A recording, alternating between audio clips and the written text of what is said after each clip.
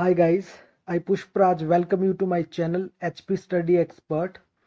I hope you all are well and doing your preparations very well. Our today's video is about ASEAN, which is Association of Southeast Asian Nations. This video is going to be very important for UPSC GS Mains paper 2 for international relations. So we are talking about ASEAN countries. हम Indo ASEAN relations के बारे में भी इस video में बात करेंगे कि भारत के आसियान कंट्रीज के साथ रिलेशन कैसे हैं। तो बेसिकली बात करें तो इंडिया और जो आसियान की रिलेशनशिप है वो एक टाइप से कॉर्नस्टोन की तरह एमर्ज हुए हैं इंडियन फॉरेन पॉलिसी में। तो अगर जनरली रिलेशनशिप की मैं बात करूं तो ये लुकिस्ट पॉलिसी के तहत 1990 के बाद से भारत और आसियान कंट्रीज के रिलेशनशिप जो है वो बहुत ही अच्छे से शुरू हुए 1990 के बाद से। उसके बाद कई डायलॉग पार्टनर हुए, कुछ समिट लेवल पार्टनरशिप्स हुई, मीटिंग्स हुई, तो धीरे धीरे रिलेशनशिप अच्छे होते गए। तो आज की वीडियो में हम इंडो आसियान रिलेशनशिप के बारे में बहुत ही बेहतर तरीके से और अच्छे तरीके से डिस्कस करके समझेंगे। तो सबसे पहले इंट्रोडक्शन लेते हैं थोड़ा सा आसियान के साथ कि आसियान है क्या। तो जनरली आसियान को association of south east Asian Nations भी कहा जाता है, जिसमें एशिया के जो साउथ ईस्ट वाला पार्ट है वहाँ के 10 मेंबर्स जो है आपस में जो है इन्होंने मिलके एक ग्रुप बनाया हुआ है जो बेसिकली फेमस फोकस करता है जो एशिया पैसिफिक रीजन है जिसमें पोस्ट कॉलोनियल रूल रहा है उस टाइम। उनमें उनका एक मोटो रहता है वहाँ पे कि one vision, one identity, one community.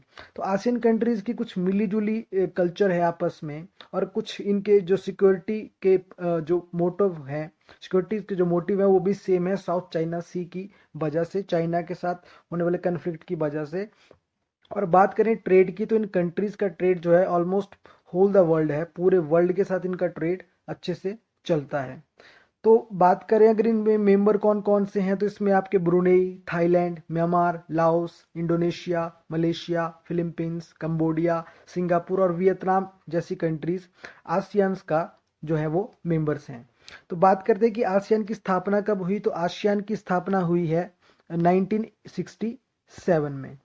1967 में जो है आसियान की स्थापना हुई with the signing of the ASEAN declarations which is known as Bangkok declarations. तो बैंकॉक डिक्लेरेशन नाम से साइन हुआ और 1967 में जो है इसके ऊपर साइन किया गया। तो आसियान की शुरुआत हो गई आपकी 1967 में। तो बात करें इसके फाउंडिंग फादर कौन कौन से थे तो इसके फाउंडिंग फादर रहे हैं इंडोनेशिया, इंडोनेशिया इसका फाउंडिंग फादर में रहा है, Malaysia, Philippines, Singapore and Thailand. ये जो है इसके जो है फाउंडिंग फादर्स में शामिल है कि इन देशों ने जो है मिलके जो है इस संगठन को जन्म दिया है। बात करते हैं इसके इंस्टीट्यूशन मैकेनिज्म की तो यहाँ पे चेयरमैनशिप रहती है आसियान कंट्रीज की, जो कि एनुअली रोटेट्स होती रहती है अल्फाबेटिक ऑर्डर में। जैसे ये 10 मेंबर्स हैं तो इनके जो इंग्लिश नेम्स हैं, इन नेम्स के आधार पर जो है हर साल जो है इनका चेयरमैन बनता है किसी एक कंट्री का जो रिप्रेजेंटेटिव होता है आसियान में वो। और बात करते हैं आसियान समिट की तो आसियान समिट जो है एक हाईएस्ट लेवल की अथॉरिटी है आसियान की, जो कि जितने भी आसियान के समिट होते हैं उसको ऑर्गेनाइज करवाती है, उनको एक डायरेक्शन देती है। जो आसियान की पॉलिसीज और ऑब्जेक्टिव्स रहते हैं उनको भी पूरे ध्यान में ये रखता है। और इसके समिट की अगर बात करें तो ये ट्वाइस अ ईयर होते हैं, 2 साल में एक बार आसियान का ये क्या करवाते हैं, एक समिट करवाते हैं, एक मीटिंग करवाते हैं। वो चाहे इनके फॉरेन मिनिस्टर्स की हो, किसी भी तरह प्राइम मिनिस्टर्स की हो, मतलब ये करवाते हैं उसको ऑर्गेनाइज। और बात करते हैं आसियान की कुछ जो है मिनिस्ट्रियल काउंसिल्स भी रहती हैं जो है, जैसे कि आसियान कोऑर्डिनेटिंग काउंसिल होगी आपकी, है ना, ASEAN political security community council होगी, आसियान इकोनॉमिक कम्युनिटी काउंसिल होगी और ASEAN socio cultural community council होगी। तो इनके जिस तरह से आपको नाम दिख रहे हैं, जो कोऑर्डिनेशन वाली है वो कोऑर्डिनेशन करती है, जो पॉलिटिकल और सिक्योरिटी वाली है जो वो सिर्फ पॉलिटिकल और सिक्योरिटी के मैटर को देखती है, इकोनॉमिक वो इकोनॉमिक एजेंडा के ऊपर फोकस करती है, जो सोशियो कल्चर वाली है वो सोशियोलॉजिकल जो कल्चरल चीजें हैं उनको आपस में बात करती है। जैसे हमारा कल्चर इनके साथ काफी मिलता है, रामायण इंडोनेशिया में भी फेमस है, मलेशिया में भी, थाईलैंड में भी फेमस है। तो रामायण का हमारे यहाँ कुछ अलग रूप है, उनके यहाँ कुछ अलग रूप है। तो एक सोशियो कल्चरल कम्युनिटी भी बिल्ड करता है आसियान। नेक्स्ट बात करते हैं कि इस ग्रुप का इतना सिग्निफिकेंस क्यों है, इतना महत्व क्यों है। तो बेसिकली अगर बात करें तो जो आसियान कंट्रीज के जो मेंबर हैं, जो आसियान कंट्रीज के जो मेंबर हैं वो 3rd लार्जेस्ट मार्केट बनाते हैं वर्ल्ड की, ठीक है, वर्ल्ड की थर्ड लार्जेस्ट मार्केट है इनकी पूरे वर्ल्ड में, जो कि बड़ी है यूरोपियन यूनियन से और नॉर्थ अमेरिकन जो मार्केट्स हैं उनसे भी बड़ी है, थर्ड लार्जेस्ट मार्केट है। और सिक्स्थ लार्जेस्ट इकोनॉमी है इन द वर्ल्ड और थर्ड इन एशिया। पूरे वर्ल्ड की अगर इन पूरी 10 कंट्रीज को आपस में इनकी इकोनॉमीज को मिला दिया जाए तो वो वर्ल्ड की छठी सबसे बड़ी इकोनॉमी का रूप धारण कर लेती है। और थर्ड नंबर पे एशिया की अगर बात करें 10 कंट्रीज की इकोनॉमीज को अगर जोड़ लिया जाता है तो। बात करते हैं फ्री ट्रेड एग्रीमेंट्स की, तो कुछ इन्होंने जो है आसियान ने कुछ कंट्रीज के साथ फ्री ट्रेड एग्रीमेंट भी साइन किए हैं। जैसे चाइना के साथ फ्री ट्रेड एग्रीमेंट साइन किया है, जापान के साथ किया है, साउथ कोरिया के साथ किया और इंडिया, ऑस्ट्रेलिया, न्यूजीलैंड इनके साथ जो फ्री ट्रेड एग्रीमेंट साइन किए हुए हैं। भारत के साथ तो इवन 2009 से ही साइन हो चुका है, लेकिन एक्चुअली में 2014 के बाद से उसमें प्रोग्रेस आई हुई है। और fourth most popular investment destination भी रहती है। देखिए एफडीआई जो है, बहुत ज़्यादा एफडीआई आसियान कंट्रीज जो है वो अपने देश में खींचती हैं। जैसे सिंगापुर वगैरह हो गया, आपके मलेशिया वगैरह हो गए, बहुत ज़्यादा एफडीआई खींचते हैं वर्ल्ड की अपने देशों में, सिंगापुर वगैरह। नेक्स्ट डिस्कस करते हैं कि इंडिया जो आसियान के साथ रिलेशंस रहे उसकी टाइमलाइन को थोड़ा सा समझते हैं कि कैसे कैसे बिल्डअप मिला इंडो आसियान रिलेशंस को। तो शुरुआत देखो 1967 से ही इसकी शुरुआत हो चुकी थी। 1967 में फॉर्मेशन हो गई थी। तो association of south east Asian Nations जो है मलेशिया में जो है ये शुरू हो चुका था, जिसमें सिंगापुर, फिलीपींस, इंडोनेशिया, थाईलैंड जैसी कंट्रीज इनने मिलकर जो है इसकी स्थापना की थी। और बात करते हैं कि 1991 में दो मेजर इवेंट हुए जिससे भारत का झुकाव लुकिस्ट पॉलिसी के तहत जो आसियान कंट्रीज है उस साइड को हुआ, साउथ ईस्ट एशिया की तरफ को हुआ। तो दो मेजर इवेंट क्या हो गए, पहला तो हो गया कि डिसइंटीग्रेशन ऑफ यूएसएसआर। देखो यूएसएसआर का डिसइंटीग्रेशन हो गया, तो वहां पे उससे क्या हो गया कि भारत का रसिया का अच्छा पार्टनर रहा है। रसिया के टूटने से भारत को इकोनॉमिकली थोड़ा सा धक्का वहां पे उस टाइम लगा था। और दूसरा कि जो इकोनॉमिक ग्लोबलाइजेशन हमने शुरू किया उसकी वजह से क्या हो गया कि हमने अपने द्वार खोल दिए, पूरे जो एफडीआई आता है पूरे देशों के साथ ट्रेड करना हमने शुरू कर दिया। तो उसी टाइम ही हमने जो है एक लुकिस्ट पॉलिसी नाम से पीवी नरसिम्हा राव ने एक पॉलिसी बनाई, लुकिस्ट पॉलिसी जिसको कहा जाता है। अब लुकिस्ट पॉलिसी में क्या था कि पहले क्या था कि इंडिया जो है लिमिटेड ट्रेड करता था पूरे वर्ल्ड के साथ, ओपन ट्रेड नहीं था हमारा, एक टाइप की हमारी क्लोज्ड इकोनॉमी थी लेकिन उतनी ओपन नहीं थी। तो हमने जो है पहली बार साउथ ईस्ट एशिया की तरफ को रुख किया, जिसको लुकिस्ट पॉलिसी के नाम से हमने जाना। और काफी एक एक्सटेंसिव लेवल पर हमने इकोनॉमिक लेवल पर भी सोचा, स्ट्रेटेजिकली भी सोचा, और कल्चरली भी बात करें और सिक्योरिटी पर्पसेस के बेसिस पे भी हमने एशिया पैसिफिक रीजन में अपनी पहुंच बढ़ाने के लिए लुकिस्ट पॉलिसी का सहारा लिया उस टाइम।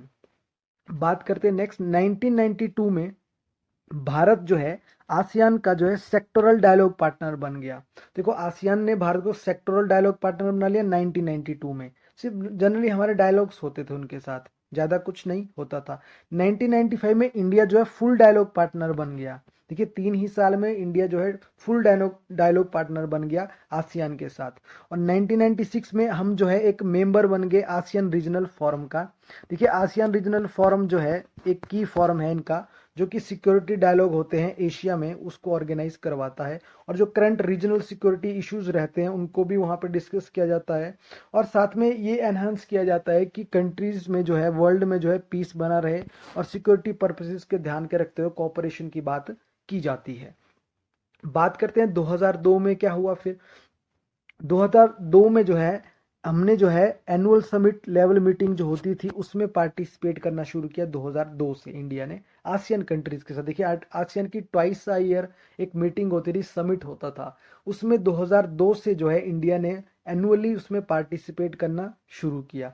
और 2009 से जो है क्या हो गया कि फ्री ट्रेड एग्रीमेंट साइन हुआ हमारा आसियान कंट्रीज के साथ, जो कि बहुत ही इंपॉर्टेंट रहा उस टाइम। ठीक है, गुड्स का लेके मतलब वस्तु व्यापार को लेके जो है अगर बात करें हम गुड्स एंड सर्विसेज को लेके अगर बात करें तो वो हमारा उस टाइम जो है उनके साथ फ्री ट्रेड एग्रीमेंट हो गया, जिससे जो ट्रेड की जो शर्तें थी वो दोनों देशों को ध्यान में रख के बनी।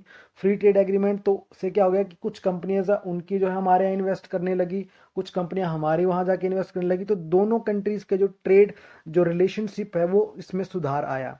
फिर 2012 में हमने जो है स्ट्रेटेजिक पार्टनर बन गए हम, आसियान ने हमें अपना स्ट्रेटेजिक पार्टनर भी बना लिया, क्योंकि उस समय चाइना में शी जिनपिंग आ चुका था। तो शी जिनपिंग के जो उस समय चाल चलन था वो लोगों को समझ में आ रहा था, वो साउथ चाइना सी पे क्लेम कर रहे थे। तो जो इंडो पैसिफिक ट्रेड होता था वहां से वर्ल्ड का बहुत 60% से ज्यादा ट्रेड उस रीजन से होता है। तो इसलिए एक तरह से सिक्योरिटी पार्टनरशिप भी हमारी 2012 में स्ट्रेटेजिकली जो पार्टनरशिप है वो शुरू हो गई इनके साथ। फिर 2014 में हमारा फ्री ट्रेड एग्रीमेंट साइन हुआ। पहले देखिए गुड्स को लेके था सिर्फ 2009 में, अब जो है सर्विसेज और इन्वेस्टमेंट को लेके भी फ्री ट्रेड एग्रीमेंट हो गया। मतलब अगर हमने कोई सर्विस प्रोवाइड करवानी है, कोई भी सर्विस रहेगी हमारी, तो उसके ऊपर कोई टैक्स नहीं लगेगा, फ्री ट्रेड होगा, ओपन ट्रेड होगा हमारा इनके साथ। और इन्वेस्टमेंट को लेके भी ऐसा हुआ, ओपन इन्वेस्टमेंट शुरू हुए। आसियान कंट्रीज ने इंडिया में डायरेक्टली इन्वेस्ट करना शुरू किया और इंडिया ने भी उन कंट्रीज में इन्वेस्ट करने को जो है अपना जो इंटरेस्ट है वो शो किया। So this was to 2018 India ASEAN celebrated 25 years of their relationship by holding a commemorative summit। तो एक सम्मान सूचक जो है एक समिट शुरू किया गया उस टाइम, और जिसमें सेलिब्रेट किया गया जो इंडिया और आसियान के 25 साल का रिलेशनशिप है उसको उसमें सेलिब्रेट किया गया।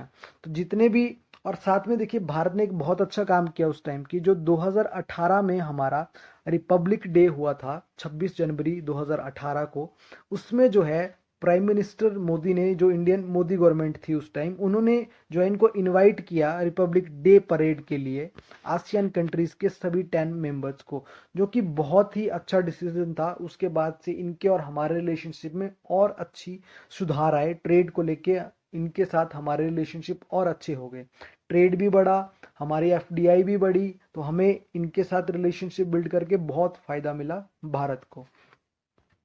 नेक्स्ट बात करते हैं कि हमारी जो लुकिस्ट पॉलिसी है उसको थोड़ा सा यहाँ पे डिस्कस करना उसका थोड़ा सा बनता है कि कैसे कैसे भारत की पॉलिसी जो है वो लुकिस्ट पॉलिसी से एक्टिस्ट पॉलिसी होगी, कि इस तरह का ट्रांजिशन हुआ कैसे, परिवर्तन आया कैसे। देखिए अगर बात करें हम एलईपी लेप की यानी कि लुकिस्ट पॉलिसी की, तो 1990 में प्राइम मिनिस्टर नरसिम्हा राव ने जो है ये पॉलिसी बनाई थी। उस समय दो मेजर रीजन रहे थे हमारे बेसिकली, एक तो सोवियत यूनियन का कोलैप्स हो गया था और दूसरा हमारा जो बैलेंस ऑफ पेमेंट था वो भी कम हो गया था, भुगतान संतुलन कम हो गया था, हमारे पास कम पैसा बचा हुआ था कि हम जो है फॉरेन से कुछ इंपोर्ट कर सकें। तो उस तरह के क्राइसिस उस टाइम क्रिएट हो गए थे, और जो हमारा एक स्ट्रेटेजिकली बहुत अच्छा पार्टनर रहा था, जो कंट्री पार्टनर रहा था, उसका भी कोलैप्स हो गया था। तो कोलैप्स होने की वजह से और उससे हमारे यहाँ क्राइसिस और बढ़ गए। तो उसी टाइम ही हमने एलपीजी पॉलिसी भी अपनाई और उसी में ही हमने खासा ध्यान दिया लुकिस्ट पॉलिसी के ऊपर कि जो साउथ ईस्ट एशियन नेशंस हैं, हमने उनके साथ हमारा जो इनिशियल फोकस रहा ट्रेड एंड इकोनॉमिक लिंकेजेस को लेके रहा। हमने क्या रखा कि हमने रखा कि हम जो है ट्रेड को लेके बेसिकली हमने ज़्यादा फोकस किया कि हम इकोनॉमिक एक्टिविटीज़ इंक्रीज करेंगे साउथ ईस्ट एशियन नेशंस के साथ। तो उसके बाद ही 1990 के बाद ही 1992 में हम सेक्टोरल डायलॉग पार्टनर बन गए आसियान कंट्रीज के। देन क्या हो गया कि एक समिट लेवल पार्टनर बन गए हम 2002 में, और टाइम जो ट्रेड था बिटवीन इंडिया एंड आसियान वो मल्टीपल मतलब 4 गुना ज़्यादा बढ़ गया वो। अगर बात करें कि 1991 में तो ये $3.1 बिलियन होता था ट्रेड हमारा उनके साथ, और 2002 में ये बढ़ के $12 बिलियन हो गया। तो आप देख सकते हैं कि किस तरह से जो है इंडिया और आसियान के रिलेशनशिप स्टार्ट कहाँ से हुआ और एकदम जो है 10-12 सालों में इतना अच्छा बिल्डअप इनको मिल गया कि आने वाले 10 सालों में हमारा ट्रेड इनके साथ 4 गुना बढ़ गया। तो ये बहुत बड़ी बात थी उस टाइम के भारत के लिए, क्योंकि भारत उस समय आर्थिक जगत में नया नया जो है एंट्री ले रहा था। तो भारत ने बहुत बड़े स्तर पे जो है आसियान कंट्री के साथ उस समय बातचीत की, लेकिन भारत में उस टाइम कोलिशन की गवर्नमेंट रही तो उतना ज़्यादा प्रभाव नहीं रहा। बात करते हैं लुकिस्ट पॉलिसी जो है सबसे पहले काम किया। देखिए लुकिस्ट पॉलिसी में सिंपली हमने जो है इकोनॉमिक टाइज की बात की, हमने कुछ स्ट्रेटेजिकली बात की और डोमेस्टिक डायमेंशंस हमने ज़्यादा रखे। लेकिन फर्स्ट फेज ऑफ जो लुकिस्ट पॉलिसी कर रहा है उसका जो प्राइमरीली अगर हम बात करें, ठीक है, फर्स्ट फेज की अगर हम बात, तो उसमें हमने सिर्फ इकोनॉमिक एंगेजमेंट के ऊपर ध्यान रखा है। लेकिन सेकंड फेज में हमने इकोनॉमिक एक्टिविटीज जो स्ट्रेटेजिकली लोकेशन वाइज जो एक्टिविटीज होती है वो भी रखी हमने, यानी कि मिलिट्री वाला कुछ हमने टाइज भी सोचा आपस में करने को, क्योंकि साउथ चाइना सी की वजह से इस तरह का इशू क्रिएट हो रहा था।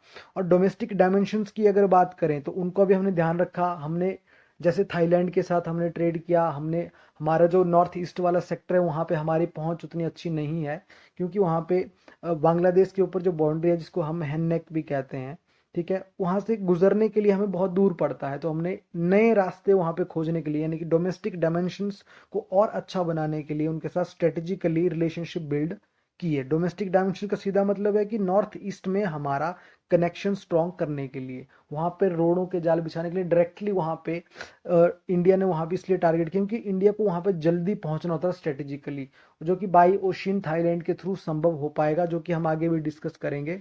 अब बात करते हैं कि किस तरह इंडियन जो फॉरेन पॉलिसी थी साउथ ईस्ट एशियन नेशंस को लेके वो लुकिस्ट पॉलिसी से एक्टिस्ट पॉलिसी की ओर ट्रांसफर हो गई। तो जनरली हमने इकोनॉमिक टाइज रखी लुकिस्ट पॉलिसीज में, सिर्फ economic ties, economic relationship, trade और इकोनॉमिक कमर्शियल अफेयर्स की हमने बात की। अब बात करते हैं एक्टिस्ट पॉलिसी में क्या हो गया। देखिए फेज 2014 में क्या हुआ कि नरेंद्र मोदी की सरकार बनी, फुल मेजोरिटी के साथ सरकार बनी, तो जो लुकिस्ट पॉलिसी था उसके ऊपर मोदी सरकार ने ध्यान दिया और उसको एक्टिस्ट पॉलिसी की बात की, क्योंकि जिस हिसाब से सिनेरियो चेंज हो रहा था, चाइना जो है धीरे धीरे क्लेम कर रहा था इन इन कंट्रीज के कुछ टेरेन्स पे, कुछ रीजन्स पे, साउथ चाइना सी पे, ताइवान पे। तो इस तरह के जो वियतनाम, लाओस, कंबोडिया कंट्रीज, उनको परेशान किया जा रहा था चाइना की तरफ से। तो भारत ने देखा कि ये एक अच्छा टाइम है, अच्छा फेज है हमारा रिलेशनशिप बिल्ड करने का आसियान कंट्रीज के साथ। तो 2014 में ही ये एक्टिस्ट पॉलिसी शुरू हो गई, सॉरी, और हमने इस पॉलिसी को एक्सटेंड किया अपने नेबरहुड में, एशिया पैसिफिक रीजन में। और इससे क्या हुआ कि इंडिया ने अपग्रेड किया अपने रिलेशंस और स्ट्रॉन्ग किए, स्ट्रेंथन किए, स्ट्रॉन्ग किए रिलेशनशिप और स्ट्रेटेजिक पार्टनरशिप इंक्रीज की हमने Indonesia, Vietnam, Malaysia, Japan, Republic of Korea, Australia, Singapore और जो भी आसियान के मेंबर उनके साथ हमने एक क्लोज टाई बनाई उन एशिया पैसिफिक रीजन में अंडर एक्टिस्ट पॉलिसी। कि पहले हमने सिर्फ लुकअप रखा था, अपना फायदा देखा था, लेकिन एक्टिस्ट पॉलिसी में हमने स्ट्रांगली स्ट्रेंथन किए अपनी टाइज आसियान मेंबर्स के साथ। हमने अपने जो सिक्योरिटी पर्पसेस थे वो भी ध्यान में रखे और एक्टिस्ट पॉलिसी के तहत हमने जो इकोनॉमिक कोऑपरेशन है उसको प्रमोट करने की बात की और जो कल्चरल टाइज हैं वो भी हमने आपस में जोड़ी। देखिए जो रामायण वाला मैंने आपको पहले बताया था, वो एक बहुत ही इंपॉर्टेंट कल्चरल टाइज का रोल जिसने प्ले किया और नरेंद्र मोदी सरकार ने इसको और प्रमोट किया आगे। और एक स्ट्रेटेजिक रिलेशनशिप बिल्ट किया कंट्रीज के साथ एशिया पैसिफिक रीजन में, और उसकी कॉन्टिन्यूस एंगेजमेंट हमने बना के रखी। हमने बायलैटरल टॉक्स की, हमने रीजनल मल्टीलेटरल लेवल्स पर एनहेंस की अपनी कनेक्टिविटी इन कंट्रीज के साथ, आसियान कंट्रीज के साथ, और इनको एक अपना अच्छा पड़ोसी हमने बना लिया अंडर एक्टिस्ट पॉलिसी। ट्रेड को अच्छा बढ़ा लिया हमने, इकोनॉमिक टाइज हमारी और स्ट्रांग हो गई, स्ट्रेटेजिकली और सिक्योरिटी वाइज बात करें तो वो भी हमारे रिलेशनशिप इनके साथ और अच्छे बिल्ट हुए।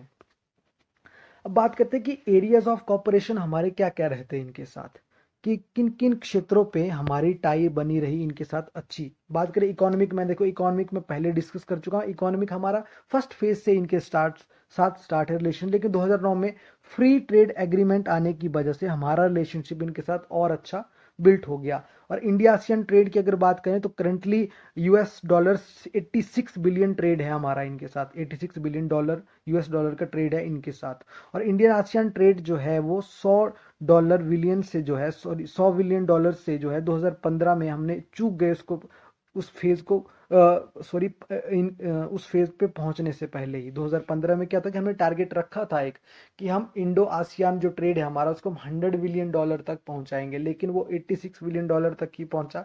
बट कहीं ना कहीं देखेंगे अगर हम 2002 से लेकर 2015 को अगर हम कंपेयर करेंगे तो कहाँ पे हमारा $12 बिलियन का ट्रेड था और कहाँ पे 2015 में हमारा इनके साथ 86 बिलियन का ट्रेड हो गया।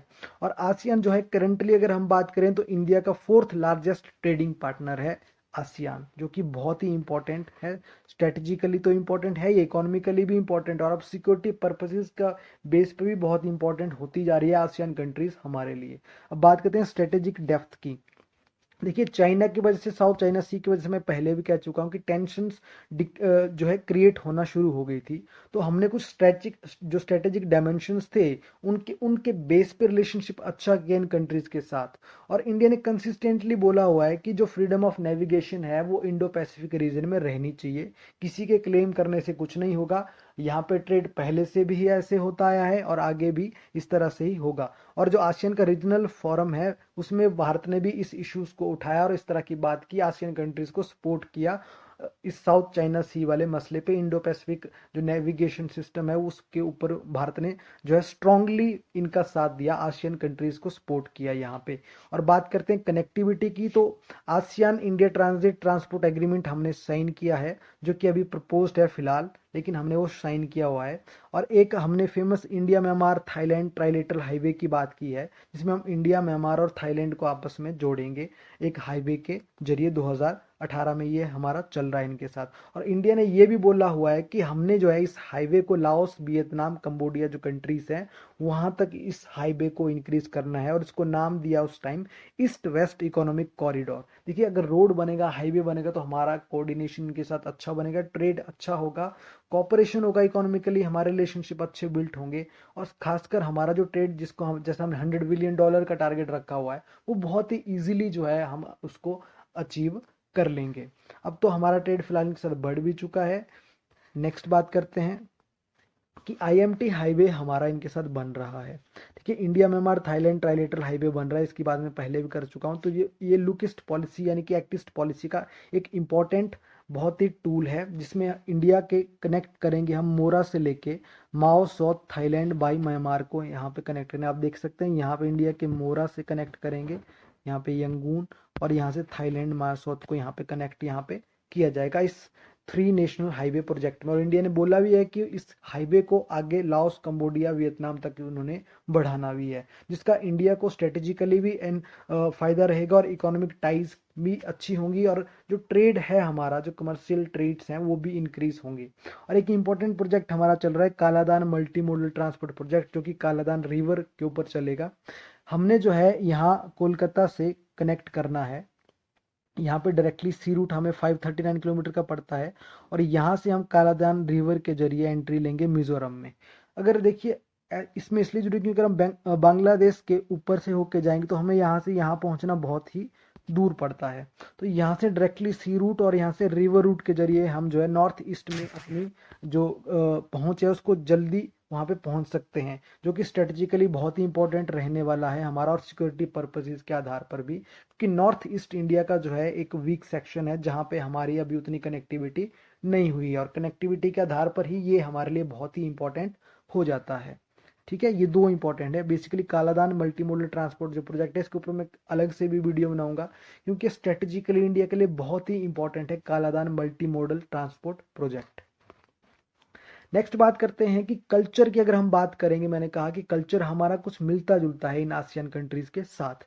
बात करें रामायण की, तो रामायण एक इम्पॉर्टेंट टूल रहता है कनेक्ट करने का इन कंट्रीज के साथ हमारा, क्योंकि इनके यहाँ जो रामायण है हमारे यहाँ भी रामायण है, बस थोड़ा सा उसमें अंतर है, बाकी बिल्कुल स्टोरी सब कुछ सेम है। तो रामायण और बुद्धिज्म जो हो गया, हिंदुज्म और बुद्धिज्म जो हो गया, वो हमें इनसे कनेक्ट करता है। और हमारे बहुत से टेम्पल्स थाईलैंड में भी बने हुए हैं, जैसे कि अगर बात करें अंकोर वाट मंदिर की, तो अंकोर वाट मंदिर जो है वर्ल्ड का सबसे बड़ा हिंदू टेम्पल है, जो कि कंबोडिया में, यानी जो कि एक आसियान कंट्रीज है। और जावा में देखो बराबदूर के मंदिर, यहाँ पे हिंदू टेम्पल्स हैं। और इंडियन किंग्स ने इनको काफी कंसिडरेबल इन्फ्लुएंस मिला हुआ है इस रीजन को इंडियन किंग्स से, जैसे चोला किंग्स हैं, दूसरे किंग्स जो पल्लवा किंग्स, काफी ज्यादा यहाँ पे हमारा ट्रेड उस समय से इनके साथ ट्रेड रिलेशंस चल रहे हैं। तो कल्चर वाइज और हिस्टोरिकली हमारे इनके साथ अच्छे रिलेशंस रहे हैं शुरू से ही। और सिक्योरिटी की बात करें तो सिक्योरिटी वाइज भी बहुत ही इंपॉर्टेंट रहने वाली है हमारे इनके साथ जो टाइज है, वो इसलिए क्योंकि मैरीटाइम सिक्योरिटी की बात की जाए तो वो बहुत ही इंपॉर्टेंट है। साउथ चाइना सी वाला जो इशू चल रहा है, जिसकी वजह से मैरीटाइम सिक्योरिटी का इशू यहाँ पे इंक्रीज हो गया है, तो उस बेस पे भी हमारे इनके साथ रिलेशन अच्छे रहेंगे। और रेडिकलाइजेशन एंड टेररिज्म जो कि इम्पोर्टेंट रहता है इंडियन पर्सपेक्टिव से, उसके लिए भी हमें इनसे सपोर्ट मिल सकता है। टेररिज्म, पाकिस्तान के टेररिज्म के खिलाफ जो है ये हमारी सपोर्ट करते हैं। और ड्रग ट्रैफिकिंग जो होती है बॉर्डर पे, उस क्योंकि हमारे बॉर्डर आसियन कंट्रीज के साथ लगते हैं, थाईलैंड म्यांमार के साथ लगते हैं, तो जो बॉर्डर के ऊपर जो ड्रग ट्रैफिकिंग होती है उसके ऊपर भी कंट्रोल किया जा सकता है, और साथ में ह्यूमन ट्रैफिकिंग के ऊपर भी कंट्रोल किया जा सकता है इजीली। और साउथ चाइना सी का जो डिस्प्यूट है वो भी एक इम्पॉर्टेंट सिक्योरिटी वाइज एक इशू रहता है इनके और हमारे साथ, मतलब हम दोनों का जो है वो कोलेबोरेटिव इशू रहता है साउथ चाइना सी वाला, और जिसमें हम इनको जो है कमेंडेबली सपोर्ट करते हैं, बहुत 100% सपोर्ट करता है इंडिया इस इशू पे आसियान कंट्रीज की। अब बात करते हैं चैलेंजेस क्या क्या रहने वाले हैं हमारे इंडो आसियान रिलेशंस में भारत के इनके इनके साथ, मतलब हमारे लिए क्या चैलेंजेस रहेंगे, भारत के लिए क्या चैलेंजेस रहेंगे। तो देखिए इम्बैलेंस है हमारा इनके साथ ट्रेड में। इम्बैलेंस क्या है कि इनकी तरफ से ट्रेड ज़्यादा है, हमारी तरफ से ट्रेड कम है। कम का मतलब क्या है कि हमें इनके साथ ट्रेड में कम फायदा है और ये हमारे साथ ट्रेड में ज़्यादा फायदा उठाते हैं। मतलब एफडीआई इनसे बेसिकली हमें ज़्यादा आती है, तो ये ज़्यादा फायदा भी लेके जाते हैं। ट्रेड एंड इन्वेस्टमेंट आता है तो इनको ये उससे ज़्यादा फायदा लेके जाते हैं। अभी बैलेंस नहीं बना है। अभी ट्रेड वाइज बात करेंगे तो इनका ट्रेड हमारे यहाँ ज़्यादा है, ये हमारे यहाँ से ज़्यादा कमाई करते हैं। और चाइना की इंक्रीजिंग जो प्रेजेंस है वो भी एक इम्पॉर्टेंट चैलेंज रहने वाला है आने वाले टाइम में इंडो आसियान रिलेशंस के लिए, क्योंकि आसियान कंट्रीज के लिए चाइना बार बार जो है वो परेशान करता रहा है और भारत के साथ भी चाइना का रिलेशनशिप कुछ कुछ आसियान कंट्रीज के जैसा ही रहता है। और फिजिकल कनेक्टिविटी की बात करें तो हमारी कोई डायरेक्ट कनेक्टिविटी नहीं है इन कंट्रीज के साथ, हमारा ट्रेड सी रूट के जरिए होता है। जबकि हम बॉर्डर इनके साथ शेयर करते हैं, तो हमारा ये रहना चाहिए कि हम फिजिकल कनेक्टिविटी का एक रोड तैयार करें इनके साथ, चाहे वो नेशनल हाईवेज के रूप में हो या वो रेल प्रोजेक्ट्स के रूप में हो या बुलेट ट्रेन हो, कुछ भी हो। तो हमारी कुछ फिजिकल कनेक्टिविटी नहीं है इनके साथ, जिसको हमने बेटर करना है आने वाले टाइम में। तो ये इंपॉर्टेंट चैलेंजेस इनके साथ ट्रेड में हमारे साथ रहने वाले हैं। तो ये थी हमारी इंडो आसियान रिलेशंस की वीडियो, जिसमें मैंने कोशिश किया कि मैं सभी इंपॉर्टेंट पॉइंट्स को डिस्कस करूं। फिर भी कोई कमी रहेगी तो आप मुझे कमेंट करके बताइएगा, कोई इशू रहेगा उसको हम अलग से वीडियो में डिस्कस कर लेंगे। और आज की वीडियो को जो है आप लाइक करें, शेयर करें और चैनल से जो भी पहली बार जुड़ रहा है वो चैनल को सब्सक्राइब जरूर करें। Thank you so much. जय हिंद, वंदे मातरम।